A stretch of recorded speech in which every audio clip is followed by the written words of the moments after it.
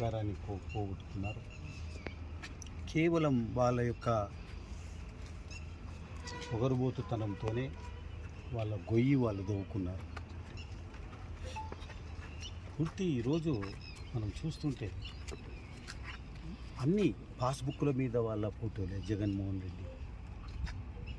అదే రకంగా మరి సర్వే చేయించి దాని మీద రాళ్ళు బాతితే వాటి మీద కూడా ఆయన చివరకు నేను గ్రామాలలో తిరుగుతుంటే పిల్లలకు స్కూలు పిల్లలకు పెట్టే భోజనం దాంట్లో గుడ్డు ఇచ్చేటటువంటి ఆ ప్రోగ్రాం, ఆ గుడ్డు మీద కూడా జగన్మోహన్ రెడ్డి ఫోటో. ఏంటి? అందుకే ఆయనను ఈ రకంగా ఓడించారు. చూడండి, నిన్న రిషికొండ, ఆ రిషికొండ ప్యాలెసే ఆయన సమాధి. ఈరోజు అక్కడ ఏదో వింటుంటాం మనం, తాజ్మహల్ కట్టారు, ఎవరో నూర్జహాన్ చనిపోతే షాజహాన్ కట్టించాడు ఆమె మీద ప్రేమతో అని చెప్పి. ఈరోజు తనంతకు తాను సమాధి కానీకనే ఆ ప్యాలెస్ కట్టించుకుంది, రాజకీయ సమాధి. ఏది మన రిషికొండ. అన్నీ చిచి, అందరూ ప్రజలంతా చీకొడతా ఉన్నారు. ఎటువంటి వాడిని ఎన్నుకుంటేమిరా మనం, ఇటువంటి వాడిని ఏందా అని చీ అని వాళ్ళంతకు వాళ్ళే ప్రజలంతా చీకొట్టే పరిస్థితికి తెచ్చుకున్నాడు ఆయన.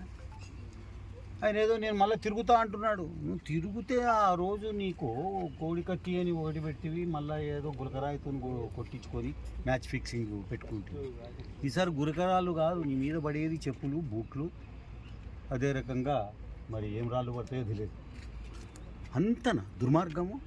ఏ రాచరికమా? రాజు నువ్వేమన్నా దాని నుంచి వచ్చేది నీకు రాచరికము? ప్రజలు ఎన్నుకోవాలా? ఆయన అంత ప్యాలెస్ కట్టా అంటే అది ఏదో ఇంకా మొత్తము అనౌన్స్ చేసేటట్టుగా ఉన్నాడు ఆయన. ఒకటేసారి నేనే రాజును, ఎవడు లేడు, ఎలక్షన్లు లేకపోతే ఎందుకు కట్టిస్తారా? ఎట్లా దుర్మార్గమైన చర్యలు ఈరోజు పతనానికి మరి అవి. ఈరోజు ఆయన పతనం ఆయన్నే తెచ్చిపెట్టుకున్నారు. Yes, purchased problems. నాకు తెలిసి చెప్తున్నా, ఆయన గొయ్యి ఆయన్నే తవ్వుకొని దాంట్లో ఆయన్నే బూడ్చుకున్నాడు. ఓకే, అదంతా జగన్మోహన్ రెడ్డి గారి వ్యవహారం. ప్రాథమికంగా 5 సంవత్సరాలు పరిపాలన చేసినటువంటి ఈ పరిపాలన అంతమైంది. ఇంకా పేదలు, బీద, బిక్కి అన్నటువంటి వారి బాగోగుల కోసరం, నిరుద్యోగుల బాగు కోసరం, రైతుల బాగు కోసరం, మరి బలహీన బడుగు వర్గాల బాగు కోసమే చంద్రబాబు నాయుడు, లోకేష్ గారు ఇద్దరు కూడాను మరి శ్రమిస్తారు. తప్పనిసరిగా వారికి న్యాయం జరిగేంత వరకు కూడా, ప్రతి కుటుంబానికి న్యాయం జరిగే వరకు ఊరుకుండరు. కానీ ఒకటే నేను నా దృష్టికి వచ్చినది చెప్తున్నా, చంద్రబాబు నాయుడు గారి దృష్టికి కూడా తీసుకెళ్తాం తొందరలో. కొంతమంది నందికొట్కు నియోజకవర్గంలో ఇంకా వాలంటీర్ వ్యవస్థ అనేది ఏ రకంగా ఉంటుంది, ఏంటి పద్ధతి, ఎంతమంది ఉంటారు, అసలు ఉంటుందా లేదా అనేది కూడా తెలియకముందే నేను వాలంటీర్గా చేస్తాము అని ₹1,00,000 గుంజుకుంటున్నట్టుగా మనకు ఒక సమాచారం ప్రతి గ్రామం నుంచి వస్తూ ఉంది.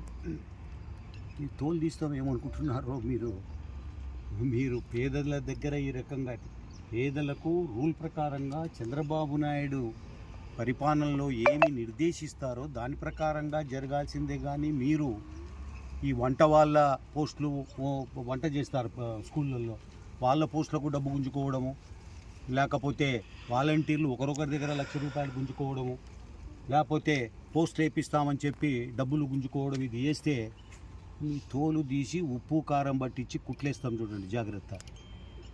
ఈ పేదల ప్రభుత్వం చంద్రబాబు నాయుడు గారికి ఏ రకమైన మచ్చ వచ్చినా ఒప్పుకునేది లేదు. అందుకే మేము ఇంతకాలము ఈ అవినీతి పరిపాలన మీద మేము యుద్ధం చేశాం.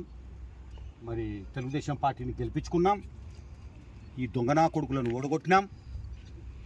మీరు కూడా ఈ రకమైన పద్ధతుల్లో పోతే మీకు శాస్తి తప్పదు. మీరేదో వాలంటీర్ పోస్టుకు ₹1,00,000 లేకపోతే ఇంకోటి గ్రామాలలో లిస్టు తయారు చేసుకొని చేస్తున్నట్టుగా తెలుస్తుంది.